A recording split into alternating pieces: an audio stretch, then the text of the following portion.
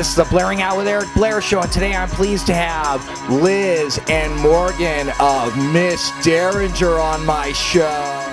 Liz and Morgan, what was it in your youth that led you into the arts and entertainment industry? My mom was a graphic designer, so I was into art and stuff that way, and got into music like in high school, like a lot of people, and never wanted to leave, I guess. I don't know exactly what did it. TV, I blame the media. I'll just go with the easy answer. It was Satan. Definitely. How did you guys meet, and was it love at first sight? Oh, actually, it was. I met him at a Bon Voyage party. My friend and I were going to Europe, and he showed up with his cute face, and that was it. I think she was trying to set up her roommate with my roommate, and I don't think that one worked out, but I guess we did since we've been married for 2 years now. What was your first thought when you met Liz? I can't remember. I know there's some beer involved and stuff, so it's all kind of hazy, but I think I was pretty impressed, obviously. Who wouldn't be? And Liz, when you saw him, what was your first thought? In my loft, there was like a window, and they were downstairs, so I was on the fire escape, and I threw keys down to them, and when he looked up, I'm like, oh my God, that guy's really cute. And then I think the keys hit his head or something. How did your love lead to the formation of Miss Derringer? I was in a band previously, and it was like a hardcore punk band, and I actually lost my voice for like a year, and I really had missed playing, and I knew I couldn't really do punk anymore. And he started playing some songs, and at the time I was getting really into like old country, and he had some songs just knocking around in his head, I guess, and he played a couple, and they were just so endearing to me. I was like, oh my God, those are really cute songs. And so from there we just started playing songs, and there was this art collector, Long Gone John from Sympathy of the Record Industry, and he was coming to buy some artwork of mine. And in the meantime, Morgan was kind of fooling around on the guitar, and we showed him the song, and he's like, you know what, let's do a record. I'll give you some money to do a record. So we kind of put a band together with his best friend is the bass player. They've been best friends since they were 7, and he moved into town. So, and then we just, from there we got, we did a couple records, and then we found the lineup we have now with Lightning Bill Woodcock and Cody Cox and Sylvain de Muizon. What is a typical day and night in the life of Morgan and Liz? I have an art show coming up in Barcelona, and of course everything needs to ship tomorrow morning at 6 o'clock. And so I was up probably this whole week working like nonstop. Like I had staple gun in my hand. We had to take him to the ER room from almost cutting his finger off, and like I don't know, it was really bad. Sometimes I've been working nonstop pretty much till I worked till about 6 last night in the morning, and then got up this afternoon around 1, and then just tried to finish all the sculptures and all the work. And then I raced down here to make sound check, and now I'm here. How did you guys refine the sound of a little girl group, a little punk rock, and a little country, and make it into something great like Miss Derringer? Well, thanks for saying it's great, first of all. But, well, we listen to old country, and then I've always loved, like, the Shangri-Las is one of my favorite bands of all time. So through those, just getting inspired by those, it kind of started to, gel. And then other things like, we live downtown with LA, which until recently was kind of Skid Row, bad area, and we've been influenced by that. She listens to a lot of books on tape about the West and stuff like that while she's working on her art. And then along the way, we're lucky enough to play with a guitarist named Jimmy Wilsey, who used to play with Chris Isaac. He wrote that song Wicked Game. He was also in the punk band The Avengers.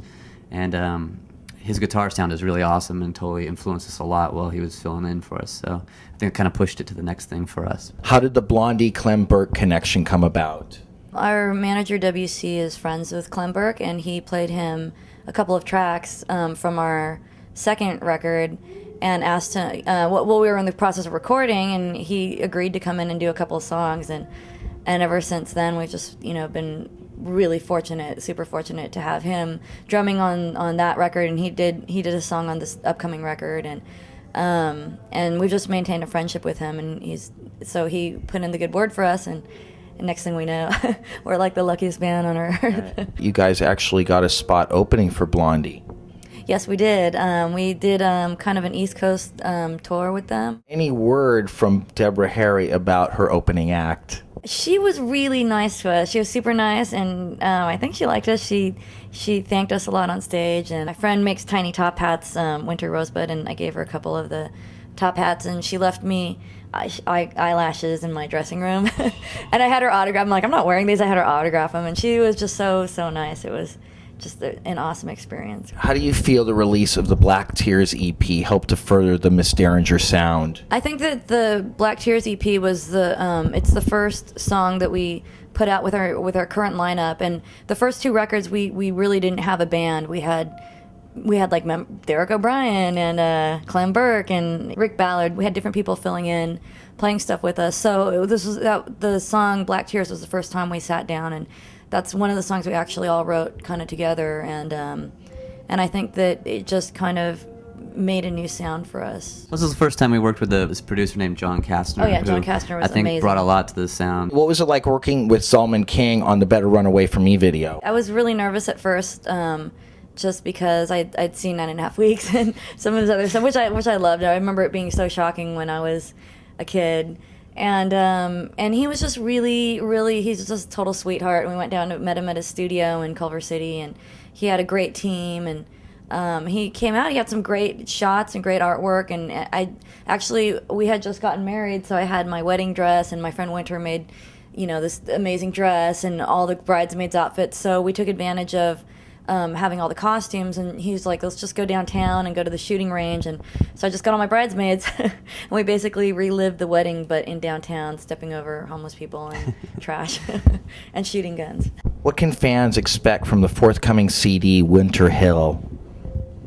Well, we're going to have the 2-song EP on that record, so we're hoping that's kind of going to be the masthead, would you say, of sound for the rest of the songs. So if you like those 2, then expect a couple more. What brings you the most peace in your life? I think for my life currently, because it's just been really chaotic these past few months, I think just when I'm in the middle of, it's like the middle of night, I'm listening to a really good book on tape, and I'm painting, and everything's really peaceful, and that's, for me, that's kind of, and I don't think about my ever-looming deadlines.